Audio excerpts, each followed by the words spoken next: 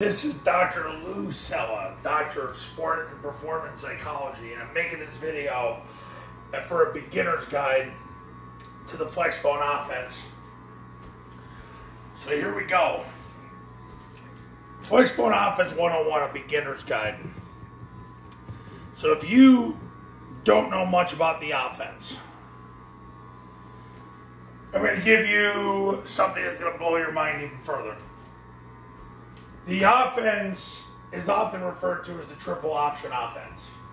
But the thing is, the way the offense has evolved over the last 60 years, especially in the last 5, the triple option is utilized as a constraint and not the base concept. Now, I know that blows your mind, but I'm going to show you why right here.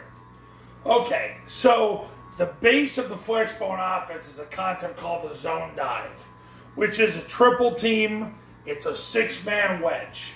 The reason why you do this is so that you can get 3 people blocking 1, which gives you an advantage, especially when you have a bunch of underdogs. And what it does, it forces the guy over the tackle, which is referred to as number 1 in the count system, to come down and take the dive.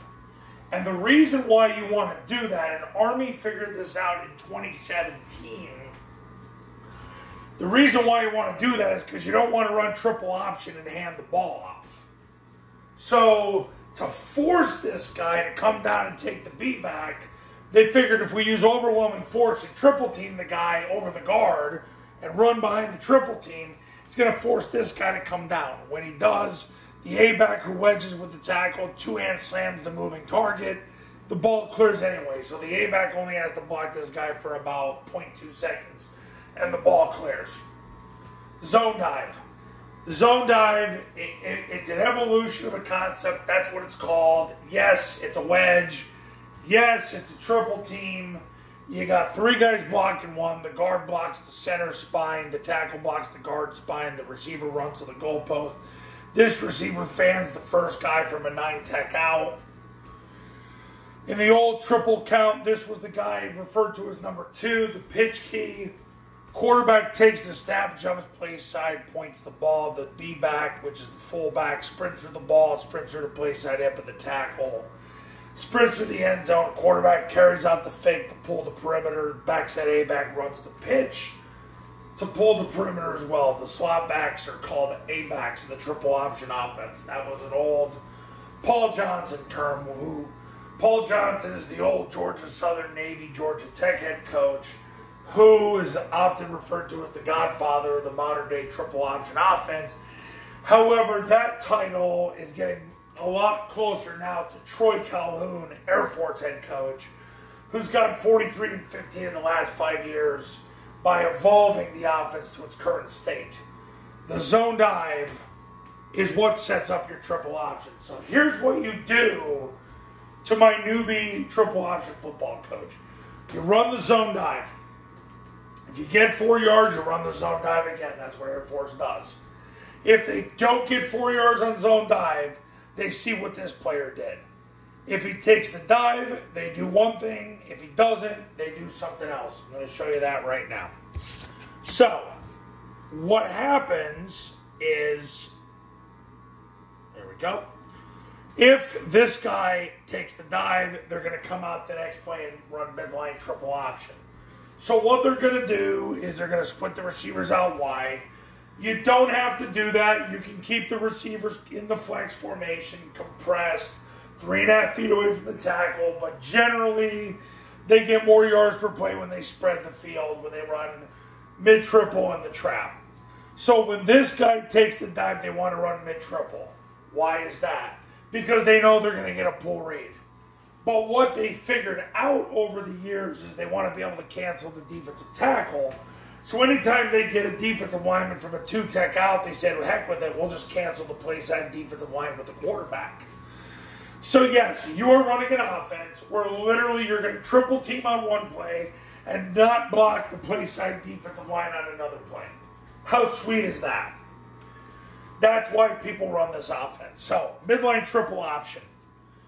You got these two, the guard and the tackle, blocking the mic to the free safety. The center and the backside guard wedge the backside A-gap. Backside tackle blocks the spine of the backside guard. The A-back counts from the guard out. 1, 2, 3. He blocks number 3. Backside receiver sprints to the goalpost.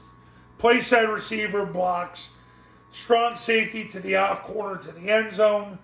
There's no strong safety, so he's going to go block the off corner. Quarterback, B-back, and A-back are 3-on-2 against these two. So you don't have to block and play side defensive lineman.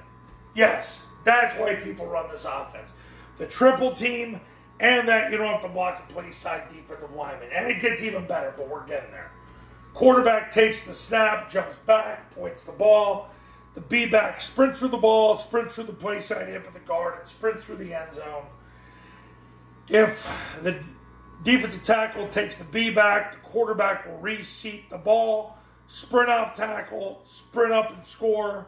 And if this guy right here can tackle the quarterback's going to hit the brakes and flick the ball to the A-back coming around. Makes it a 3-on-2. So they fast break that guy on a pull read. This is why people love the offense. Triple team on one play, not blocking the defensive lineman on the other play. Now, if the defensive tackle or the guy over the offensive tackle doesn't take the B back, comes up the field, then you run trap. Why do you do that? Because the Mike backer stays in to take the B back because there's no scrape exchange. So what ends up happening is this guy, you use his momentum against him to earhole him with the tackle. If he goes too far inside, he'll get picked up by the guard, and then the tackle, well, either you'll get two guys on the mic, and that allows him to maybe come off and get in front of the safety.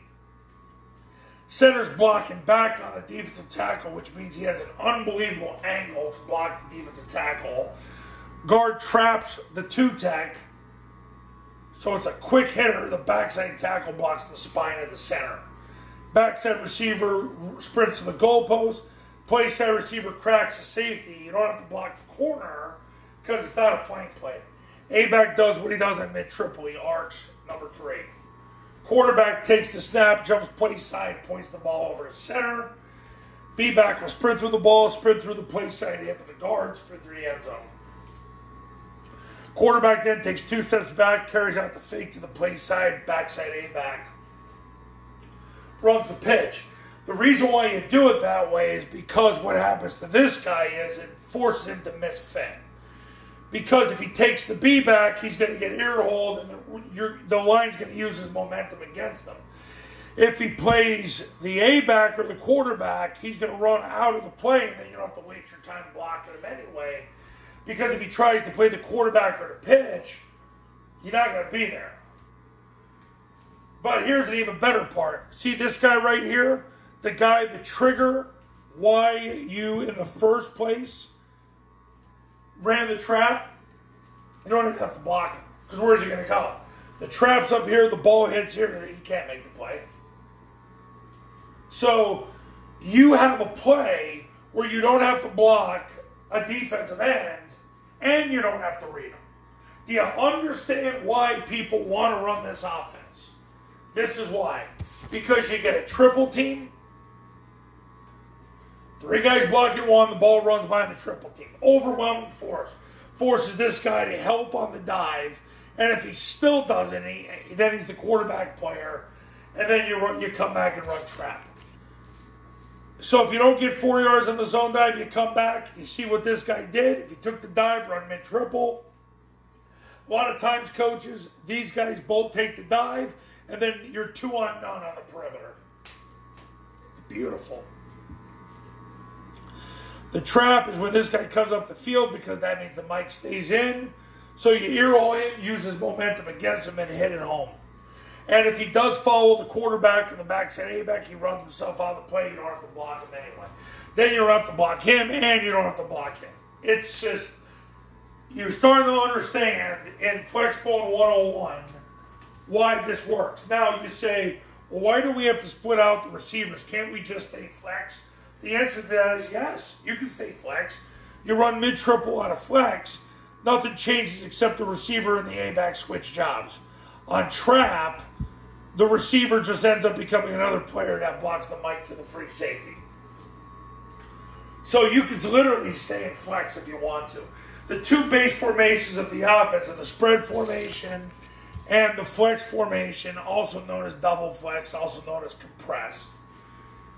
3.5 feet away from the tackles.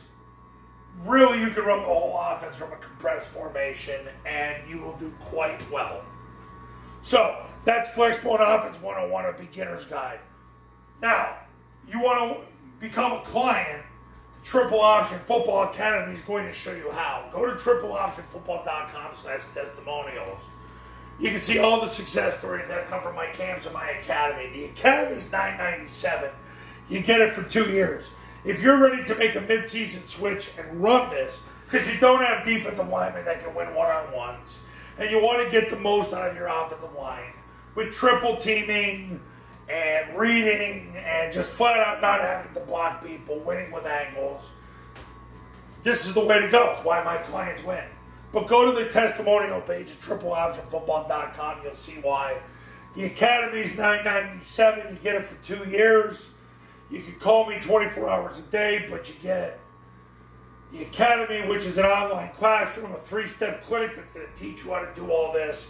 You can install it literally within 24 hours of you getting the academy. You'll install with your players. You're going to know how to install, play call, practice, and persist. So call me when you're ready, and I'll see you in the next video. We'll talk soon.